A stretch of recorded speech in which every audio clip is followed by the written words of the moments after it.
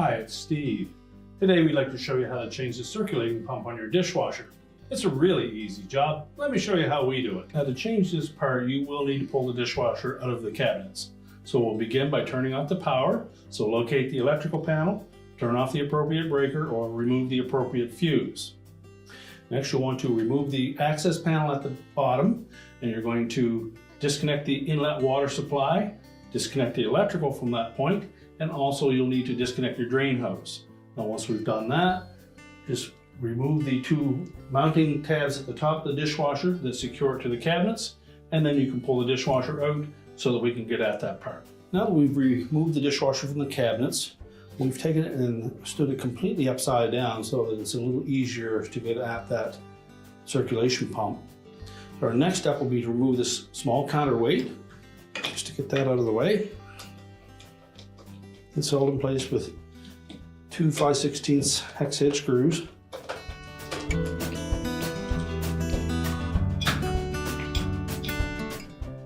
So just lift that off and just set it aside. Now, although it is possible to remove that return hose from the side of the pump housing, it's probably better to remove the diverter motor assembly first. Now to do that, we should remove the wire harnesses first. So just release the little locking tabs and then gently pull up on the harness connector to disconnect it. Do the same on the opposite end.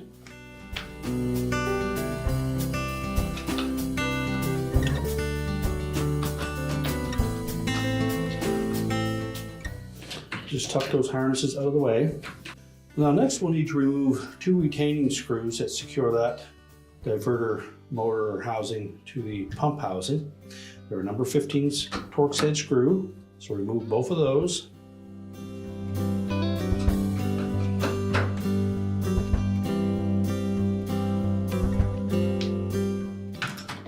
And then we need to release this little locking tab on the side. And then carefully lift up on that assembly. And then we'll remove the shaft and the motor all in one piece. I'll set that aside. Next we'll remove the wire harness to that circulating motor. We need to release that locking tab. Pull the harness away. Now we need to disconnect the hose from the pump body as well as the inlet to the pump, which just fits into a rubber grommet that sits into that plastic housing. So it's just a friction fit and we'll pull out. The hose clamp may be a little bit tight and you can either cut that off or take a pair of pliers and twist it. Just be careful not to damage the pump housing. You can also use a flat blade screwdriver and just put a little pressure to pry it off. Again, be careful that you don't damage the housing itself.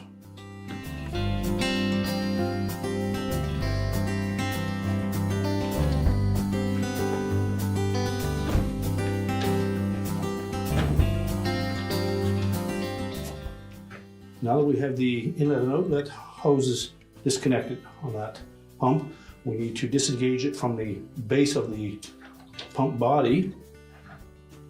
And it's held in place with this tab that fits into a rubber grommet. So we're simply going to pull up on that pump housing while pushing back on it, and that should pop it out.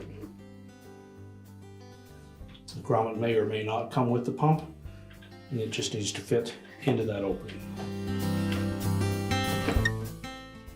At this point we can discard the old pump. Now when installing the new pump onto that housing, we'll begin by fitting that tab on the bottom into that grommet. You may want to just put a little water or liquid dish detergent on that rubber grommet to allow it to slide in easily. Then line up that tab.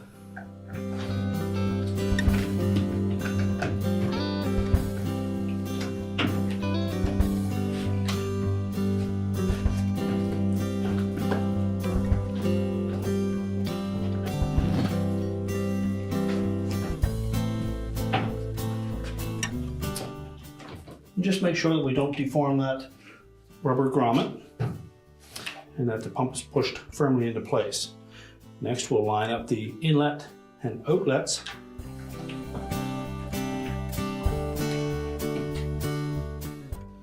And with that 90-degree elbow hose, we want to make sure that we turn that connector upward so that we can crimp that on once we have it in place.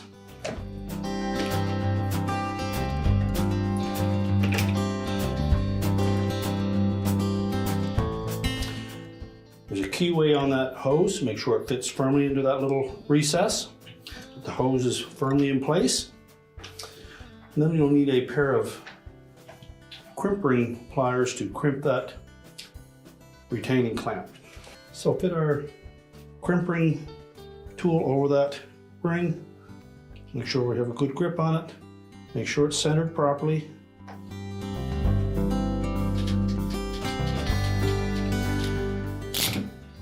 And crimp it tight. Well, next we'll reconnect the wire harness to that circulation motor. Tuck it into the restraint on the side. And then make sure that the locking tab engages on that connector.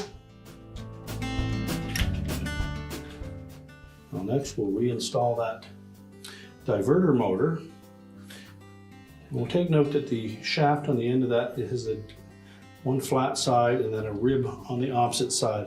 And we want to make sure that we do not disturb the alignment of that, because it has to fit into a disc inside of the pump that is specifically designed to accept that.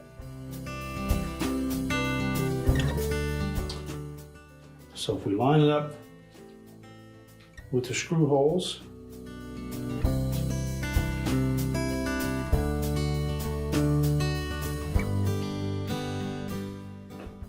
it should drop right into place.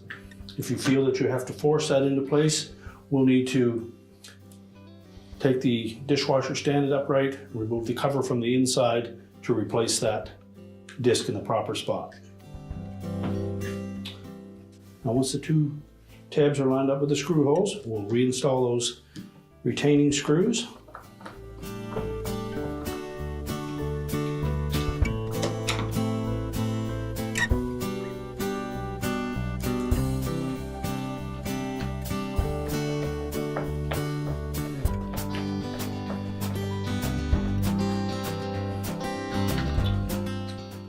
We can then reconnect our wire harnesses.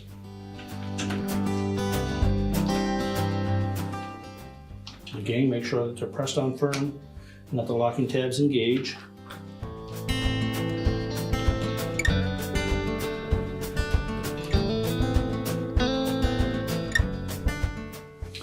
And then set the counterweight back into position.